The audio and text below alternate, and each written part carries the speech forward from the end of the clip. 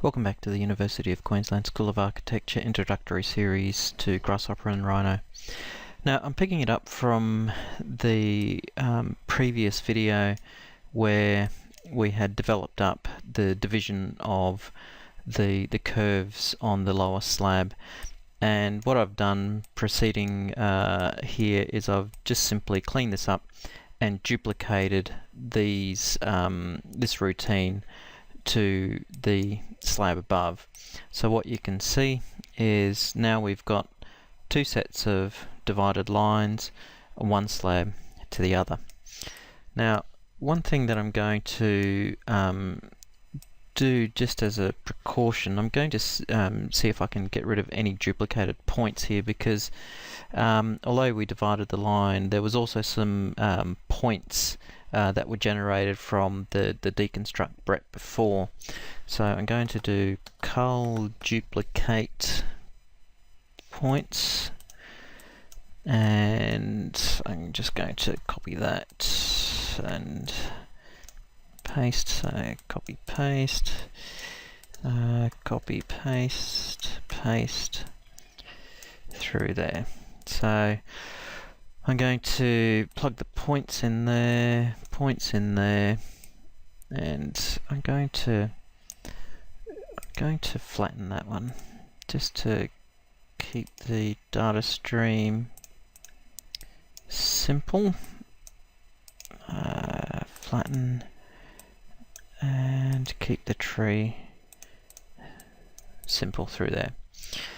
Now, in the same as the data matching exercise, we can label those points. I think it's in here, points list, and remember we need a scaling factor there, so I'm just going to put a fixed number to scale those points, connect those, and I'll just copy and paste that.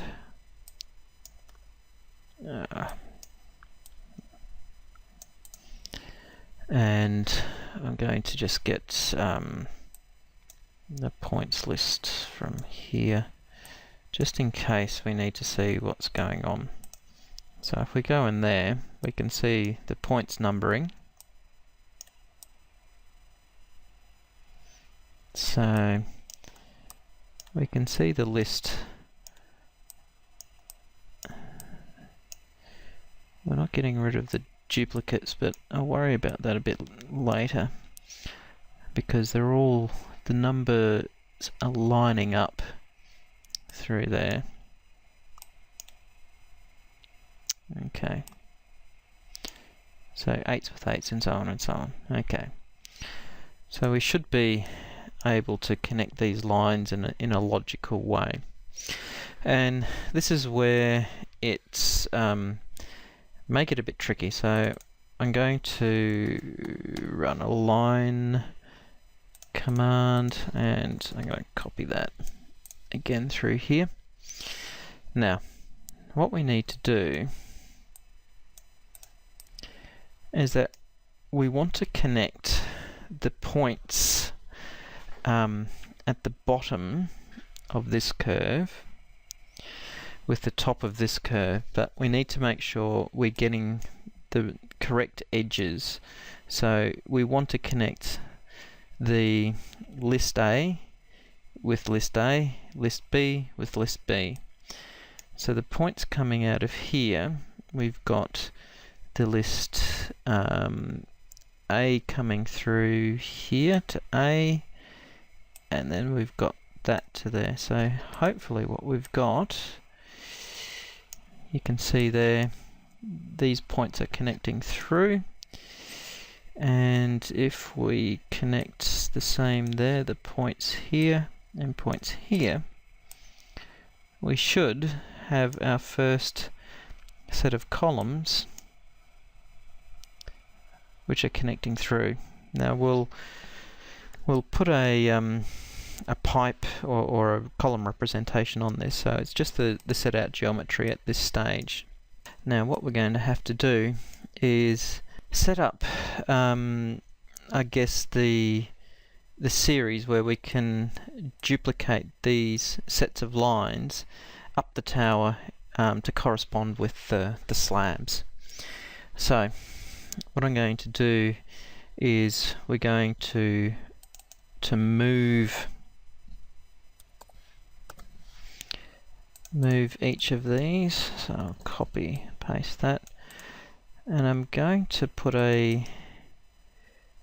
graft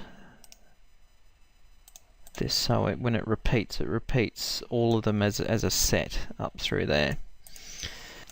So like when we did the slab, we're going to have to do a series, and we'll pop that there.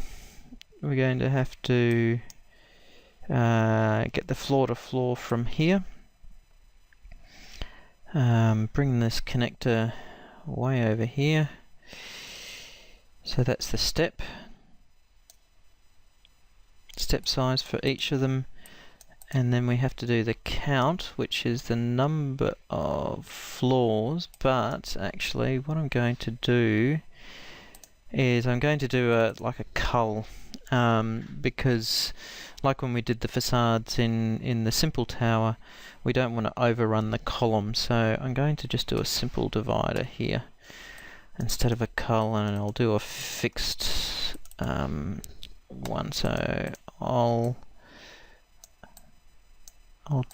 duplicate it the number of floors less one, so we don't get the overrun.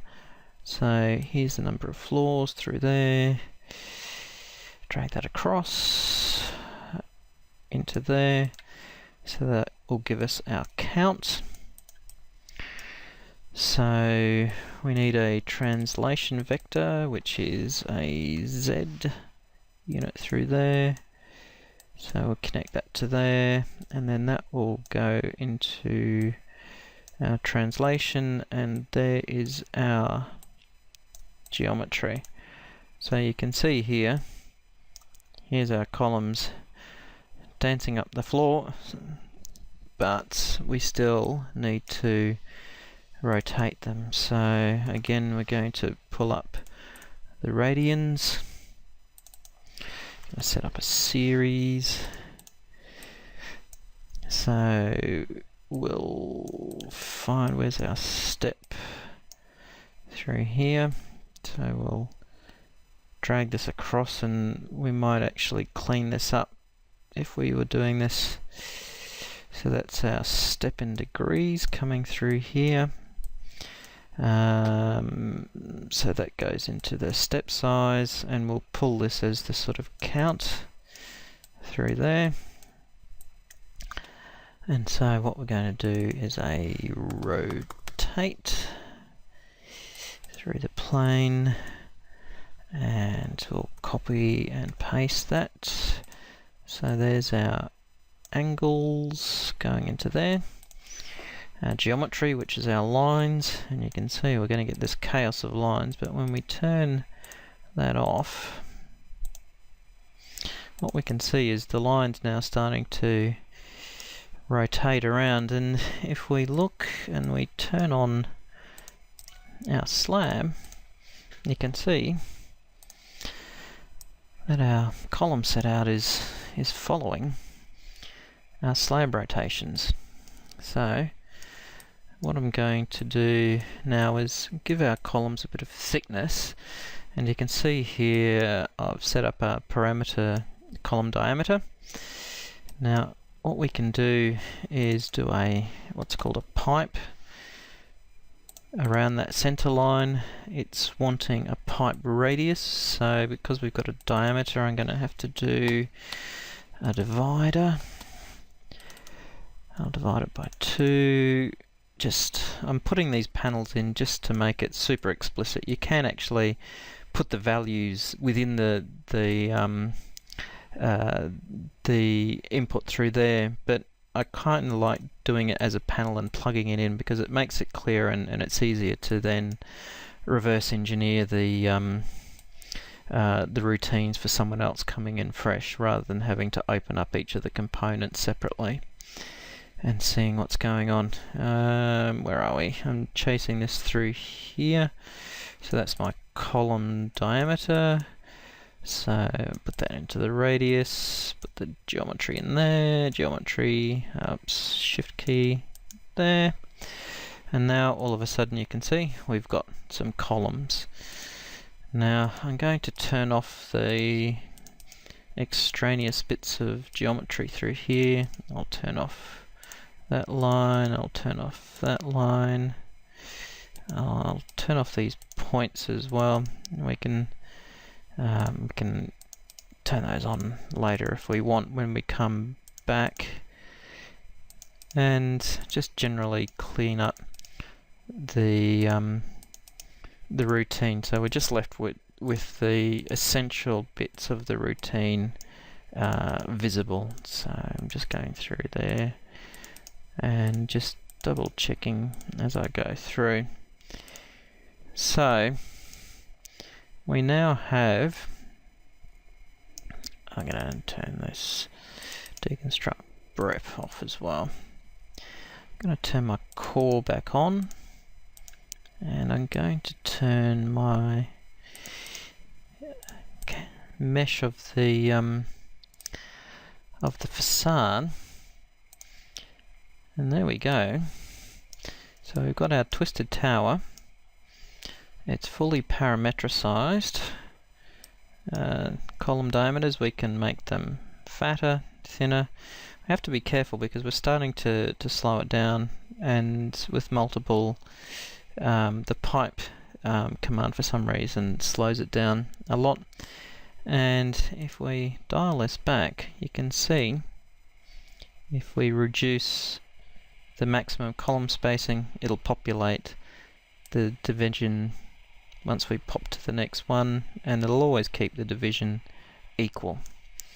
Now the test to see whether or not that this is going to be a tool is if we go turn this off. We're going to clear the values of this, and let's pull up our rectangle. I'm going to set one curve, and then what you can see is that the tool's not breaking, and you can see by dividing it down, although it was complicated doing it with the columns, we now have 1, 2, 3, 4, 5, 1, 2, 3, 4. So the complexity through here gives us a lot more versatility when we start to look at different tower shapes and so on. So it becomes a bit more universal. So hopefully you found that useful. That's the last in this tower sequence, and good luck and happy twisting. Thanks.